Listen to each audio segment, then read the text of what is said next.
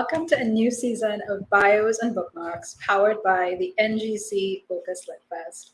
I'm Shivani Ramlochan, and honestly, I've missed you all. It's been a little while since Bios and Bookmarks is with you, and we're thrilled to be back for season 5, which is all about telling complex family stories. I'm so excited for this season premiere and extra excited to be here with a dear friend of mine, Rajiv Mohabir. Rajiv, welcome to Bios and Bookmarks. Thank you. Thank you so much, Shivani. I'm so glad to be here. Thank you so much for joining us. Rajiv is the author of The Cowherd's Son, published by Tupelo Press, winner of the 2015 Kundiman Prize, The Taxidermist's Cut, published by Four-Way Books, winner of the Four-Way Books Intro to Poetry Prize, translator of I Even Regret Night, Holy Songs of Demerara from Kaya Press, which received a Penheim Translation Fund Grant Award, and the 2020 Harold Morton Landon Translation Award from the American Academy of Poets. And today we'll be talking with Rajiv about his two newest books, his memoir, Antiman, from Restless Books, which received the New Immigrant Writing Prize in 2019, and Cutlish, from Four-Way Books, his third collection of poems. As you'll soon discover, I find both of these books to be completely extraordinary. Before I get totally carried away and tell you the 1,001 reasons why, what I would like to do is invite Rajiv to read, first from Antiman. Rajiv, over to you. Great, thank you. I'm so honored to be here, like I said, and how lovely is it to be sitting here with you, Shivani. Thank you so much for your care and all of your dedication, and to Bokas as well for this beautiful Bios and Bookmarks series that they do. The part that I'm going to be reading for you right now is from the chapter called South Asian Language Summer. So basically, I had decided that I wanted to go study in India Hindi language and literature, and the first thing I had to do was learn Hindi. And so this is about when I went to the University of Wisconsin in Madison, for their South Asian Language Institute. I sat in the ice cream parlor on State Street on my first afternoon exploring Madison. I was there to participate in a 6-week Hindi language intensive hosted by the South Asian Summer Language Institute at the University of Wisconsin. My cayenne-flavored chocolate cone stung my lips with its own summer heat. Across from me was a guy about my age. He wore a Grateful Dead t-shirt and had dreadlocks. "You here for Sasli?" he asked me. "Yeah, for Hindi. You?" "Tibetan." "Dude, Madison is awesome. I'm from Eugene, and here it's crazy." I heard that Madison was built on a bed of rose quartz, and that the Dalai Lama said that this city glistens with psychic energy. His blue eyes were high beams. I looked at his feet, hemp anklets and hairy toes. I realized that no one knew me here, and I could be something new entirely. I could reforge wholeness from the brokenness I believed defined me. "It's trippy," he continued, "because we're here now. And did you know that Tibetan doesn't have tense markers on its verbs?" I'd stopped listening. Outside, a man in shorts with large thighs and a tight t-shirt strode by. I could feel my ears redden. This was going to be a great summer. I lived in the International Co-op with about 13 other students from the University of Wisconsin. Pot-smoking, acid-dropping hippies became my quick friends, delighted by the prospect of being pals with a real Indian. One woman who lived there put a copy of Ram Dass's "Be Here Now" in my hands. I opened it to a page with a sketch of Hanuman, the monkey god, and looked up at her. "Before you came, I had a dream of Lord Hanuman. He promised me that I would meet the love of my life." She looked in my eyes. I looked to the other side of the room. "Is that a fire door?" I asked, and I started to sing the song by Ani DeFranco. "Come see the silk I have," she said, her brown curls falling down past her well-glossed lips. I obliged and asked her, "What's the deal with Ken?" Ken was an international student from Indonesia who was staying at the co-op as well. He lived on the first floor, and I had seen him a couple of times. When I would smile at him, he would smile and look down, blushing. He was short, but sturdy framed with a muscled back and handsome. I wanted to see more of him. He's new here. He came like a week before you did, she replied. He's super hot. Do you know if he's queer? I asked. She got the message, and with a huff, threw the bolt of silk on her bed. I walked downtown from the co-op, past all the shops and the cafes bursting with collegiate imagery, croissants, espressos, dread-headed white boys studying the Tibetan language, skaters and smokers. I felt free and wore my hair down and wild with its curliness. I rushed in to meet Virender Singh, who had been teaching Hindi in this program for about 20 years. He sat nursing a cup of chai while looking over some disheveled papers on his desk. His white hair was neatly trimmed, and even though it was summer, he wore a green sweater vest that contoured the curve of his paunch. Namaste, Sir Ji, I greeted him. Namaste, Ji, baitiye. He motioned for me to sit down on the leather armchair facing his desk. He continued, I've asked you here because I know that you already speak some Hindi, and I want to gauge just where I should put you in our class for when we're in India. Virendraji, as I was to call him, began with the test, asking me questions in Hindi. Where are you from? What do you like to do for fun? Where were you born? I was used to stumbling through my answers to these questions in modern standard Hindi. What language do your parents speak? He asked. They speak English and Creolese. We've been outside of India for so long. They've never really known or spoken Hindi. Oh, so you're not a real Indian. Silence. My Aji speaks Bhojpuri though, I added. Are, your Aji speaks Bhojpuri? His surprise lifted the wrinkles off of his face. He switched to speaking in Bhojpuri. Acha, tu Bhojpuri gana ga sakela? Yes, I replied in English, stunned. I can sing some Bhojpuri songs. In fact, that's why I'm here, to learn enough Hindi so that I can understand the language that my family has lost. Virendraji rubbed his chin and nodded his head. He turned to his desk and he gave me a paper. Okay, please write in Devanagari. Aapse milkar bahut khushi hui. I wrote down what I thought it should look like, the vowels in short and long form mixed up, aspirated consonants and retroflex letters. After a moment's pause, Virendraji said, I think it's good for you to be in beginner Hindi. You already speak some, but your writing would benefit from starting over. It will get rid of your bad habits in speaking. His smiling face was like sunshine. I've seen this a lot with NRI kids. They know a lot, but need to iron out all the issues. I called home that day, and my mother picked up after several rings. Hi, Ma. How are you? I asked. Hi, finally a call. Are you okay? She replied. She stopped whatever she was doing to give our conversation her full attention. Yes, everything here is okay. I'm having fun. The co-op is interesting with a lot of people from all over. I looked up and down the hallway. No one was there. That's good. How are classes going? Classes are okay. The teacher thinks I speak Hindi okay already. And get this, he also speaks Bhojpuri. I tripped over my words with excitement. Silence. Mom, did you hear me? He speaks Bhojpuri, she said, drawing out her vowels. Yeah, you know Aji's language. And also the kind of Hindustani that Nana must have spoken. Your father spoke Hindi, right? Yes, he spoke it. That's amazing. Are you going to try to learn Bhojpuri too? As much as I can while I'm there, I guess. This was a major reason why I wanted to go to Benares in particular. I can't believe it. It's like God is watching over you, Mom said. God.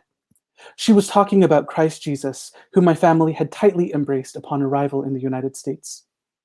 I guess so, if your God spoke Hindustani, I said.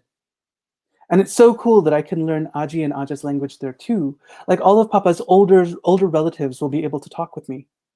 Silence. It would be so great to learn their songs from Crabwood Creek, I continued. After another pause, my mother spoke. You only care about your father's family? My family is nothing to you? She cut into me. Well, I don't really know anything about your family, except that they're Hindus and they don't really like my father. They come to Florida, but they don't even visit us, I cut back. Well, you have two parents whose parents spoke Hindi, or Bhojpuri as you call it, she reminded me. Wait, Nani spoke Bhojpuri too? I asked. She learned some because my father made us.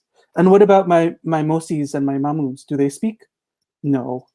My father would try to teach them, but when they couldn't get past the alphabet, he would beat them for their mistakes. It was Mummy who asked your Nana, would you rather have dead sons who speak Hindi or living sons who don't? She laughed. Why did he start with having them read? Why not just speak to them? I don't know. Are the other people who are going on your trip with you nice? She asked, changing the subject. There's a guy here who I like in the co-op, I said, avoiding her question. I had told her that I was gay almost 2 years prior as I folded laundry and talked about the white bisexual man I had been on 2 dates with. The date didn't go anywhere, but we did do ecstasy together and learned a lot about each other's childhoods. She cried and asked me to stitch my lips with silence. She didn't want anyone in the extended family to know. Oh, that's nice. What about your teacher? You like him? The guy's name is Ken, and he's very nice. I had not yet had many interactions with Ken, just the occasional hello and how are you. I wanted my mother to acknowledge the fact of him first. Silence. Well, the weather here is nice too, I said, trying to pick up the conversation. How's Pap? That's good. You know you can never tell your father. It would kill him to know. This time I was quiet. Are you sure, Amy? You just haven't met the right girl as yet, she said. Mom, we've been through this. You know I've slept with women. It just doesn't work for me in the same way. I looked over my shoulder. I was glad that there was no one in the co-op that day. I just don't understand what two men can do together. It's just not anything that I would ever want for you, she cried on the other end. I'm not explaining it to you right now, but I will sometime if you want me to. I just can't keep having this conversation again and again. Ever since I told her, our conversations have ended with her crying. She cried on the phone every time we spoke for 2 years. She wanted to bear the secret alone, not trusting that my father would ever fully support or see me as someone who was not straight. Their worst fear in the world made manifest. Thank you. Thank you, Rajiv. From Antiman brings the world of the book to such immediate and resonant light. And it's such a compelling story that it's easy to forget that it's not a story at all, that the subject matter at hand is your life, your lived experience, the lives of your families, and many other people wound tightly in the narrative world of Antiman, which you describe and is described as a hybrid memoir. And as someone who's principally put work into the world as a poet, I was most curious about what it felt like to transition into writing prose, and also prose that was experimental. Yeah, this is a really good question. The transition for me was very, very gradual. And in fact, like, I never really saw myself as a nonfiction writer or a writer of prose until I put all of this together. So basically, when my first book of poems was coming out, The Taxidermist Cut, a dear friend of mine, the writer Rigoberto Gonzalez, said to me, I was in Hawaii at the time, and he's like, if you want to be relevant on the East Coast, if you want to be relevant in the United States, a good thing that you should think about doing is writing essays that concern the kind of topics of your first book. And I was like, oh, okay. And, the funny thing is like the essays that were coming out were actually personal narratives instead of like critical essays or any kind of literary criticism. And I was like, this is interesting. So I'll try to publish these too. I mean, might as well try. Why not try? I was doing a PhD. I had a couple of nonfiction friends look at it for me, and they were like, yeah, do it, send it out. Why not? Like, these are great stories. This is fun. And I was like, yeah, okay. The first story that I wrote in this book was called Nietzsche, and it was about like going to my nana's village according to like the book that he had written. But anyway, so that kind of thing happened, and so I never really thought of it as being a cohesive project until I was like, oh, all of these personal narrative essays that I'm writing are happening at the same 10-year span of my life. Maybe there's something there. So I pulled them all out, all of the things that I'd been working on, and I put them kind of like down. These were all independent essays. And I was like, there are some through lines here. Like maybe God will bless me with an editor to show me what those are. But there were definitely resonances. So, I felt like a real Nima Karam to poetry. But then on the other hand, like, you know what I mean? I organized the essay collection or this memoir like I would a collection of poems. So it's kind of, I'm trying, maybe I game the system a little bit, or maybe this is like my interpretation of what prose can be. I mean, there's often this, I think, erroneous impression people have of poets, even within the world of writers, that a poet is able to say the most difficult thing with the easiest tools, that there's more you can do with a spare amount of verse on a page. But I imagine the transition into writing poetic prose is not easy at all, particularly when this subject of Antiman is so concerned with not only telling the truth with a capital T, but the kind of truth that one is often compelled not to speak by family members, by religious bodies. And the process of writing that truth on the page must have been cathartic, but also must have been painful. Could we speak about that a bit? Yeah, you're right about that, because the subject is not just the story, right? It's like the kind of issues, those kind of life themes that I kept circling back to, as I tried to explain or write, into the things that, illuminated the world of my poems. It was very clear that, it was trading in these kinds of diasporas that I'm belonging to, whether it's like the diaspora of being Guyanese in the United States, or like being diasporic from my family in their own constellations of kin and kith. And so, the hard part, or like the parts of writing this, so there's joy in writing. And some of the joy of the writing is that, there are ways that I am then gaining control over the story. And, my voice gets to be the one to tell my story or my side of these things that have happened. But there are those other kinds of like truths of delving back into what does it mean to be like, outed to the family in this way, and like ousted from the family in another way.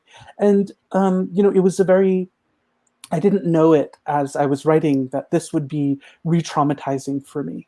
And so, there are several chapters of this book that I'll never read in public for that very reason of it now living outside of me, that I don't have to carry it, and so there is joy in that too, although it's like a joy that will perhaps age like wine, and be better when I realize, oh, I'm no longer carting this around inside of me, that it doesn't have to live there. This darkness can be now, an instrument of bringing life and light.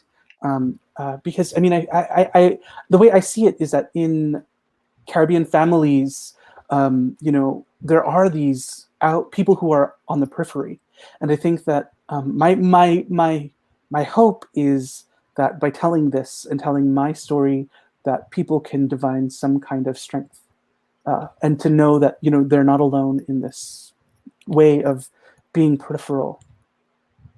I mean, Rajiv, there's a way in which Antiman welcomes every reader into the fold. Certainly those who are othered within Caribbean space and beyond it, but also those who are quote unquote normal, which I think is a remarkable generosity of a book, which reveals how badly you, its narrator, were stigmatized, ostracized, and othered from yourself by people who profess to love you the most. And it must be an extraordinarily difficult thing, but it must also be a thing that generates so much love.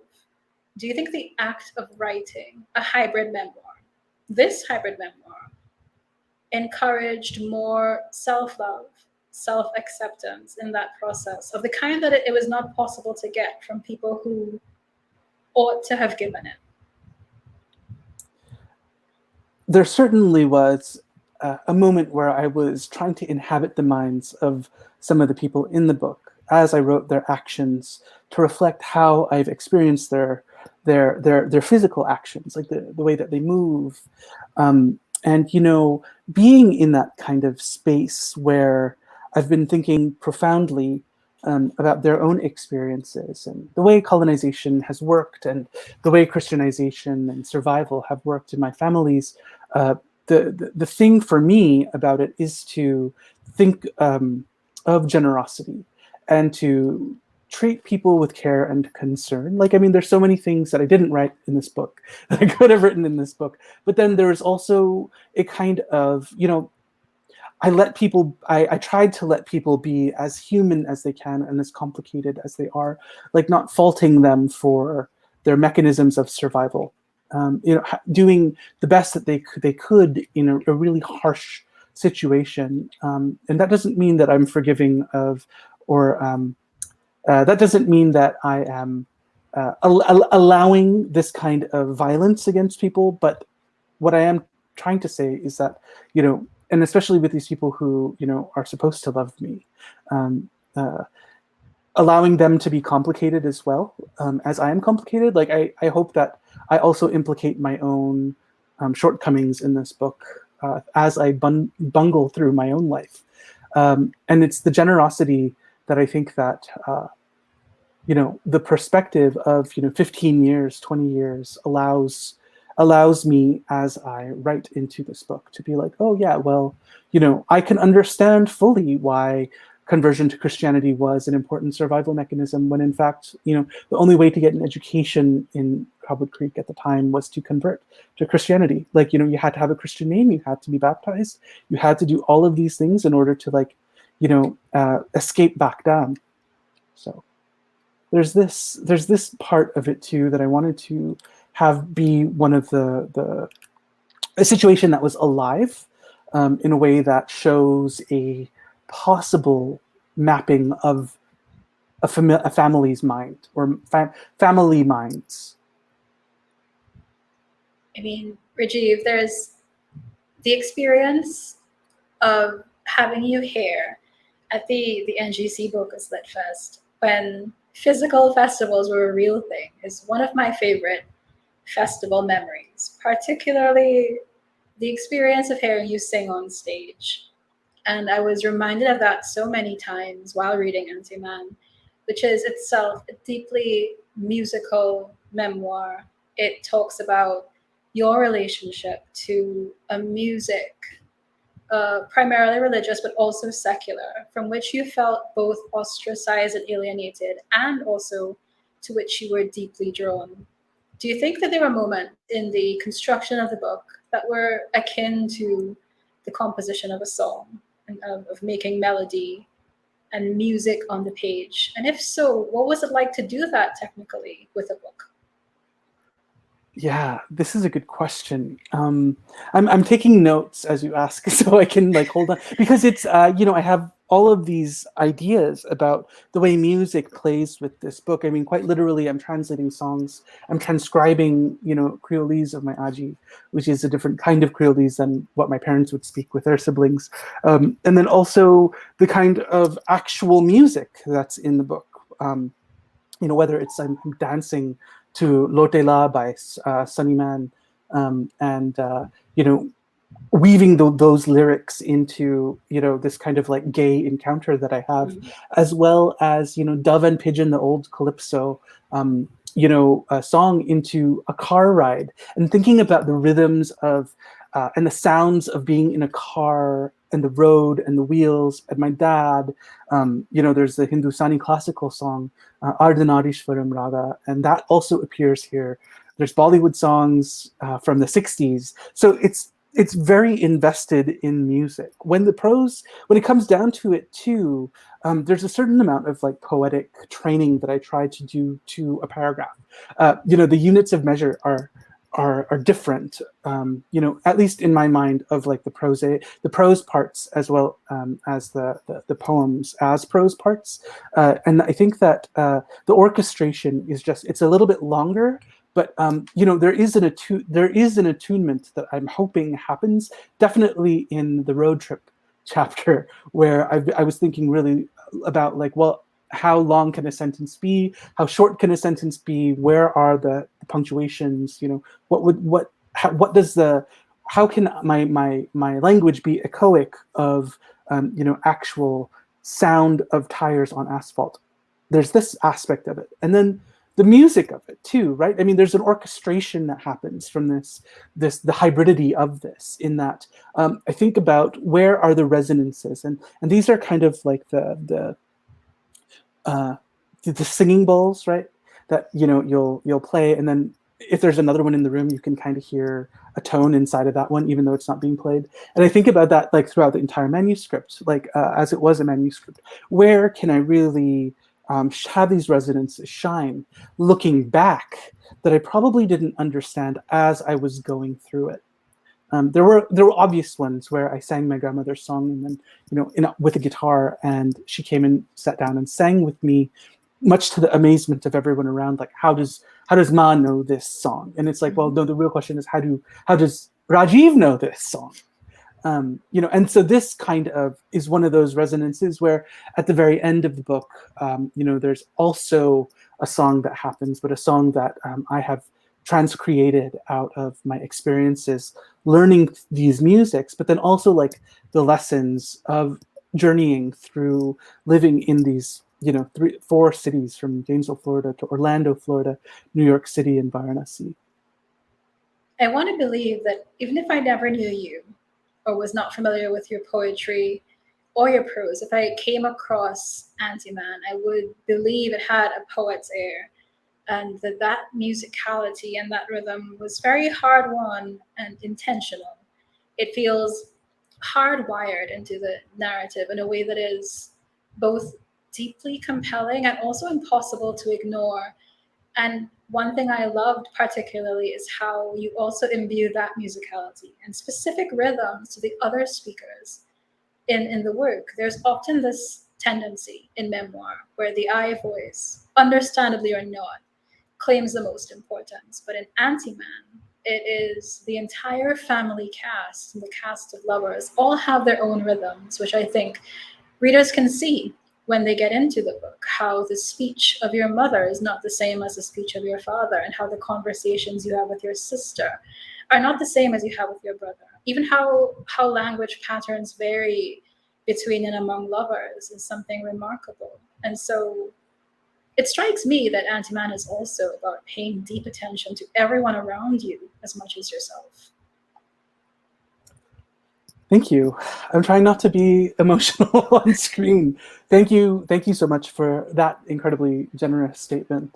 And I think about it through, how everyone speaks. And I think like, you are a poet, and I remember that Bocus really well, because that was when your book had come out, your first collection had come out. And I remember just the striking voice of it, and thinking like how maybe that is a poet's prerogative, right? The idea of listening so closely to patterns of speech of people that it's going to be marked indelibly into our own writing, whether it's as we write in voice, let's say, persona poetry, or the inhabiting the different kind of subjectivities of the people who come and go, in order to kind of trace their own lineage of spoken language. And it's something that's really that it's taken me a long time to internalize. The way my mom would say something is so different than the way my dad would say something. But then so is my speech when I speak to my mom versus when I speak to my dad, or when I speak to my sister, even, or brother. It's like we all live in these different registers. So, and I wonder if there's a kind of echo that you do automatically when you're talking to someone whose language patterns are different. or that you recognize so profoundly. I mean, maybe the first voice I ever heard in my body was my mother. When I was in the amniotic fluid of her womb, and like how that is like a very personal kind of second nature kind of pattern that I also embody, or that has embodied me at some point. So maybe that feels a little natural. With my father, he's a little bit more country, a little bit like as in Guyanese country, a little bit more long, played out sentences and intonation marks that are, sing-songy. But yeah, so there's this kind of attunement, perhaps, that just living in the world and definitely watching people, and never really feeling like a full participant, that really kind of revs up the way that you listen. I tell people this, that I am actually quite introverted. It might not seem like that because of social media, and if I'm like at an event, like there's like kind of like, this is who I am when I'm reading. But as a person in my life, I'm pretty quiet. Ask anybody.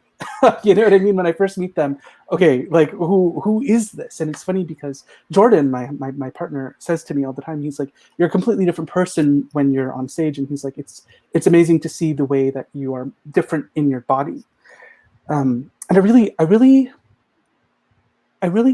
like that, and I think everybody does that. So. I agree. And it's a powerful thing to see it translated onto the page, the ways in which we speak within a family structure to people for whom our first impulse is adoration, and how that's different when the dynamic between, for example, a father and a son is filled with rancor and bitterness and resentment, how that affects the actual language structure of the things that people say to each other. That too is its own kind of music, whether the music is joyful or baleful. And I think you capture that extraordinarily. For our audience, thank you so much for being here with us. If you're just joining, welcome again to Bios and Bookmarks, powered by the NGC Focus Lit Fest. I'm speaking with the inimitable Rajiv Mohabir, and he's shared quite a bit with us about his hybrid memoir, Antiman. And we are also celebrating his newest collection of poems, his third, Cutlish. And it is actually, correct me if I'm wrong, Rajiv, a premiere of the book in a sense, because it is not released for another 10 days on September 15th. Yeah, that's true. In 10 days is when this book comes out, and I've never physically held the book and read from it. And this is the first time that I will be doing that, which is really exciting for me. That is very exciting. So do you feel like you would like to share a bit from Cutlish with us now? I would love to. Thank you for asking, and thank you for this opportunity. I'm so excited about this book.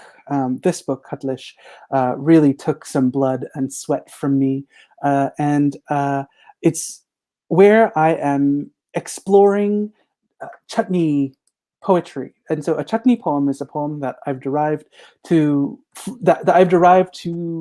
live in the world of American poetry, that's based on songs by Sundar Popo.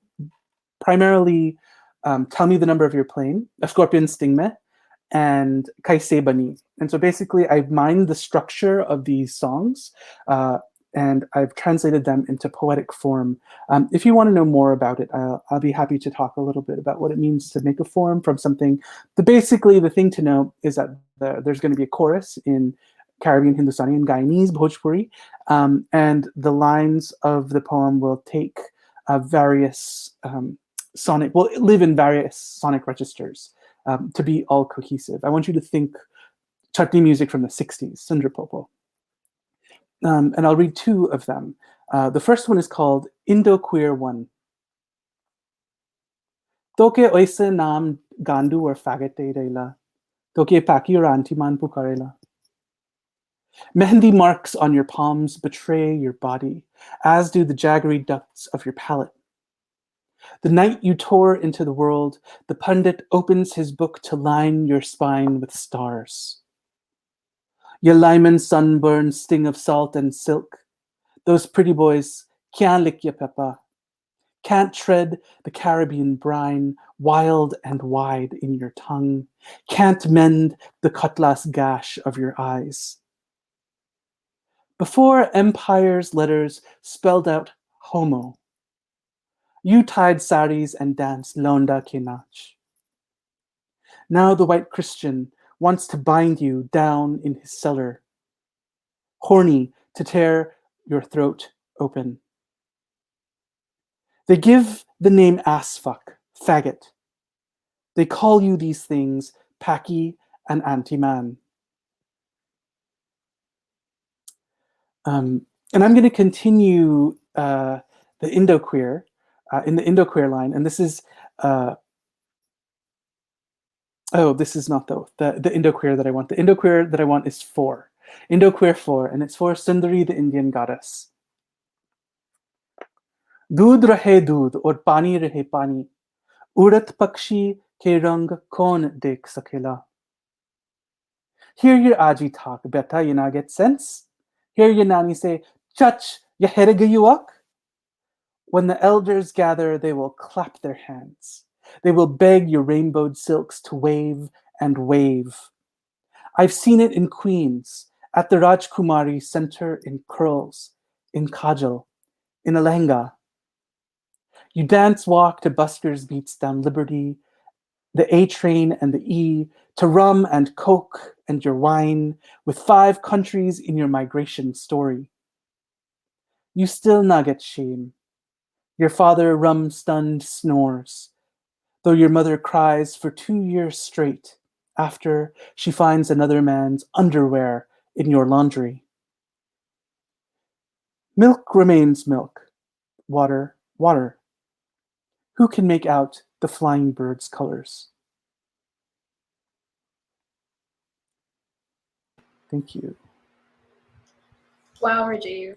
I have to say, as someone who's read and loved both your previous collections of poems, Taxidermist Cut and The Cowherd Son, reading Cutlish was like an audience. I shared this with Rajiv in our green room just before we went live. It was as though the stratosphere of what was possible with Rajiv's poem suddenly opened up, and you discovered there was this extra space in the heaven that the poet's voice and the poet's determination could embody. It is a tremendously powerful thing. And it made me want to ask what is possibly a slightly absurd question, but I'm so curious. I couldn't help but think of your 3 books of poetry as siblings, and Cutlish as the elder to the other 2. And if they could be in conversation with each other, if Cutlish could tell things to your first 2 books, what do you think it would say? I'm picturing them all in a room, drinking tea and talking and sharing truths with each other. Yeah, I love this. I love this question. It's so wonderful. I could imagine Cutlish being like wanting to tell the other books to work a little bit more, like work harder, like dena done, roti midday for mek, like like work. Come on, like why are you taking a break right now? I like that. Cutlish does feel like an elder in this way, that it feels more. I feel as though it's been, those 2 books and the kind of conversations that they were having are, they've gone through a little bit more refinement in terms of the fire and the hinge of specific words, how every word is labored over rhythmically in a different kind of way. It also deepens the stakes, and it's not apologetic at all. Not that my earlier collections were apologetic, or I didn't feel like they were apologetic at the time, but I mean, this was a book that I wrote knowing that a lot of people aren't going to have access to it. And then I was like, if they're not going to have access to it in terms of not knowing enough or not caring enough to know about like the history that I'm writing from, then kind of fuck them. I'm going to let this book do the thing that it needs to do for me. And the people who will see it are the people who will see it. And part of that is about being and feeling very invisible in the North American poetic landscape. Not me personally, but like kind of like my community or our communities of Caribbean folks, especially people of Indian descent, but then also like people who speak non-standard American Englishes, and I'm counting the Caribbean as being in the Americas. And how like making space for this and the polyglottal nature of are the ways that we have lived in the Western Hemisphere. Having that be kind of a thing that most folks don't necessarily want to mess with. And Cutlish is just like, Cutlish is that. It is a cutlass. It's there to chop the language, I know, and at the risk of sounding a little simplistic, and of course there's more to each of the three books than this, but one could almost say that if the Taxidermist Cut, your first book, opened a great space for questioning the speakers of the poems, questioning the queer Indo-Caribbean landscape they inhabited, and the Cowherd's Son felt like this powerful platform on which to survey that landscape, then Cutlish feels like this irrepressible answering back to everything learned in those two books and also more. So it is this progressive building on your poetic legacy that is so community facing as much as it is self-facing. I mean, you make me reckon with things as a Indo-Caribbean reader myself that are, and this is also true for Antiman, by the way, that are so close to the bone, knowing that as I read Cutlish and as I read Antiman, that I cannot read Hindi script, and also reckoning with what does it mean to know that the language on the page is important to me, but to know that I can't understand it, but also that I do understand it in a way that makes no sense or is not transcribable or legible to anyone else but me, but I feel it emotionally. And so in that way, I feel like Antiman and Cutlish are doing incredible work speaking to each other and living together in the world at the same time. Yeah. Well, thank you for that. And like, Cutlish definitely picks up where Antiman ends. So like, the earliest poems in Cutlish began in 2011, which is kind of the Antiman ends in 2010.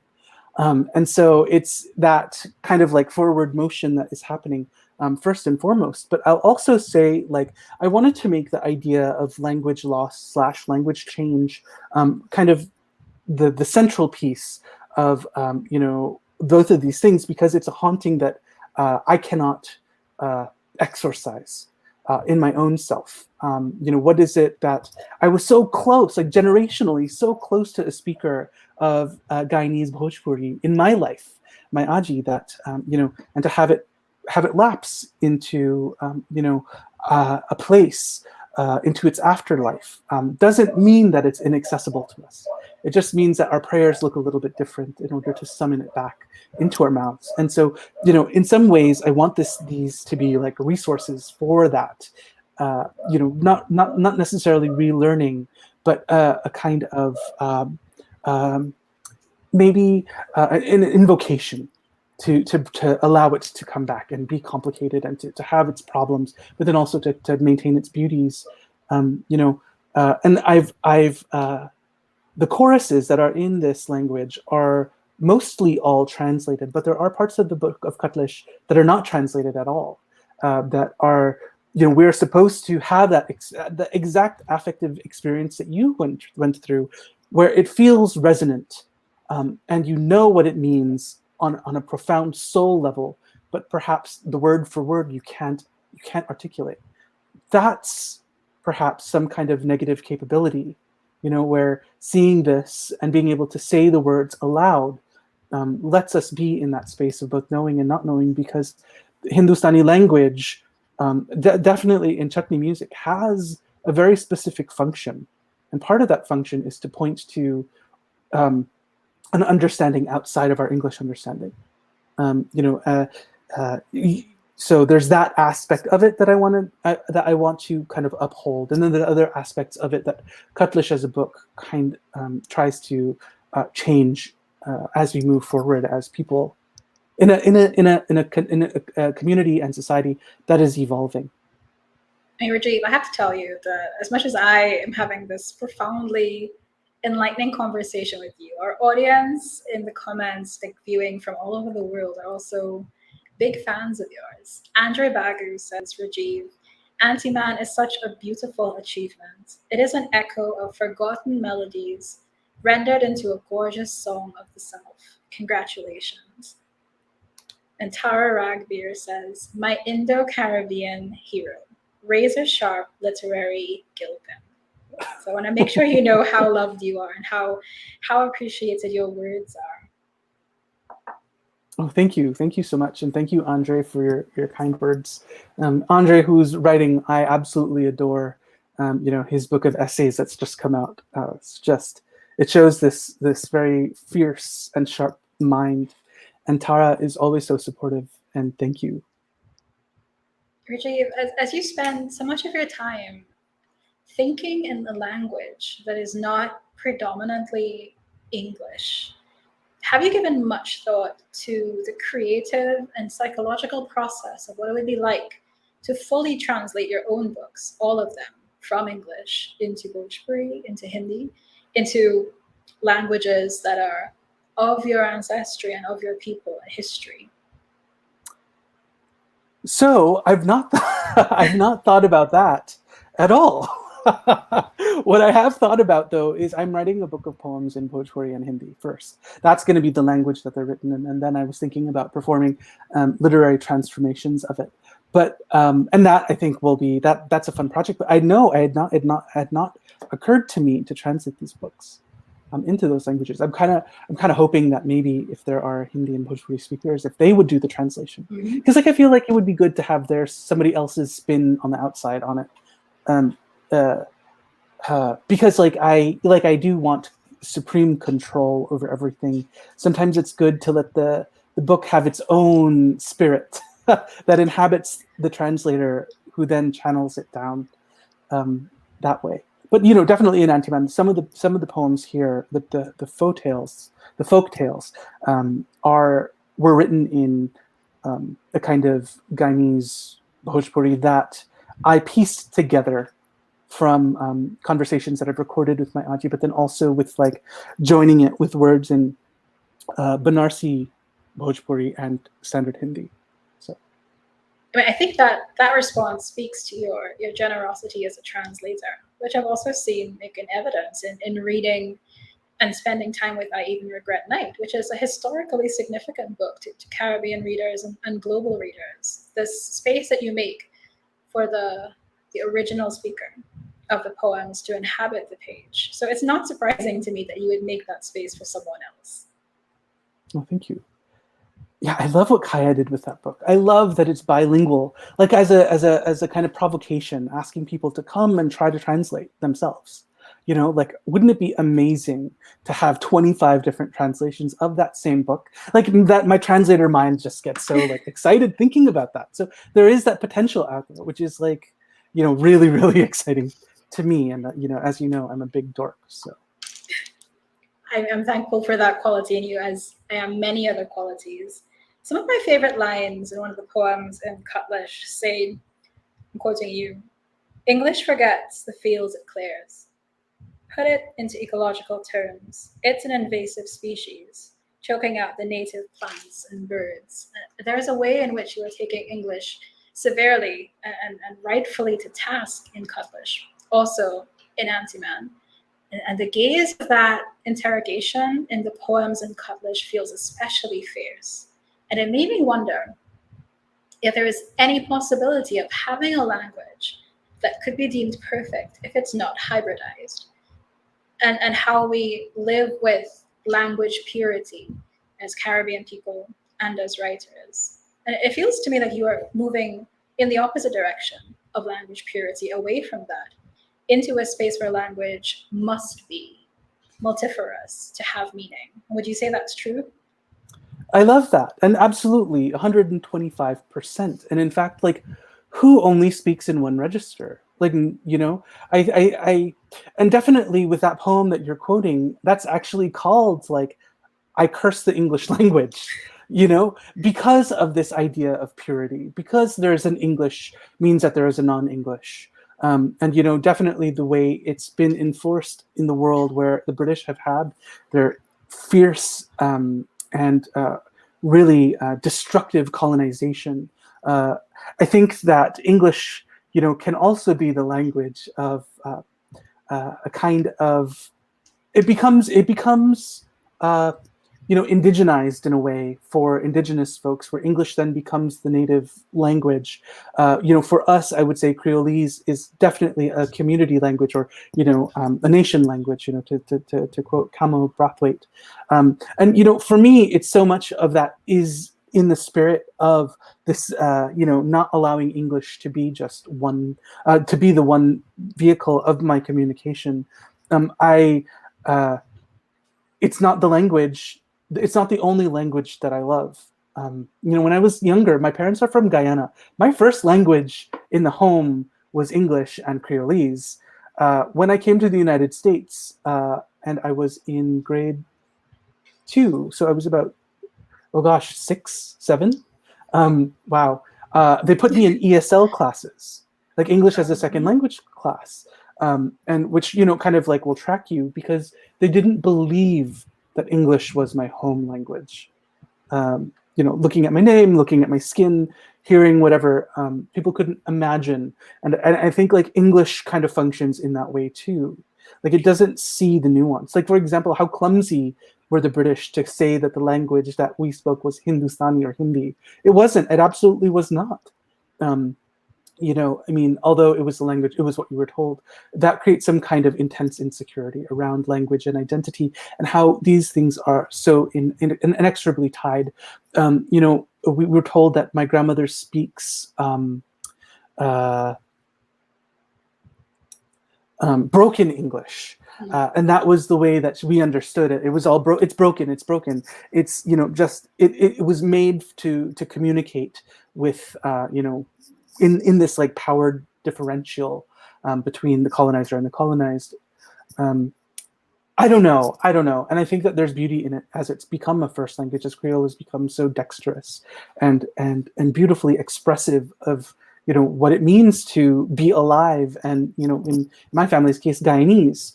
And so that's a language that cannot not be, that has to be central to my speaker. I think about storytelling in general, and to go back to Antiman, and to think of the way that I pieced it together. Well, in family situations, I don't think when people have ever narrated a story that it didn't involve a breaking into song, some kind of somebody interpreting what somebody else said, and definitely animated voices in Creolese and in English, as well as some Bollywood songs thrown in here and there. I mean, that makes me think so much of what you say in Antiman about the irresponsibility of English, how something as fundamental as your last name is forever transformed by a careless transcriber writing an O for an A, and then Mohabir becomes Mohabir for the rest of your life. And unless you choose to change it, generations of your entire family. And it's what you do with that, what you do with the carelessness that's been wrought against you, that is so meaningful and moving. Well, thank you. We have a very thoughtful question from Nicholas Lachlan that I'd like to share with you. He says, I was struck when Rajiv talked about writing poems to help open a space in contemporary American poetry for overlooked Caribbean languages, which are also American languages in a hemispheric sense. But of course, some of these Caribbean languages are also overlooked or almost inaudible in contemporary Caribbean poetry. And his question is, I'm curious to know if there are other books by Caribbean writers that he thinks are similarly trying to expand and enrich our regional sense of linguistic possibility. Yes, and this is a very important question, and I think like the kind of like, for me, it's definitely my next phase in like thinking about the way that this can happen, here for sure. contemporary writers, Christelle Sital in The Secrets We Kept, Three Women of Trinidad, definitely does this. And I take this to be such a wild inspiration for me in the way that she uses Trinidadian Creole English, or is it, I think that's what it's called, and not patois, and she has her speakers speak this language, as does Ingrid Prasad, of course, in Love After Love. And I think these are like two very fierce examples of that.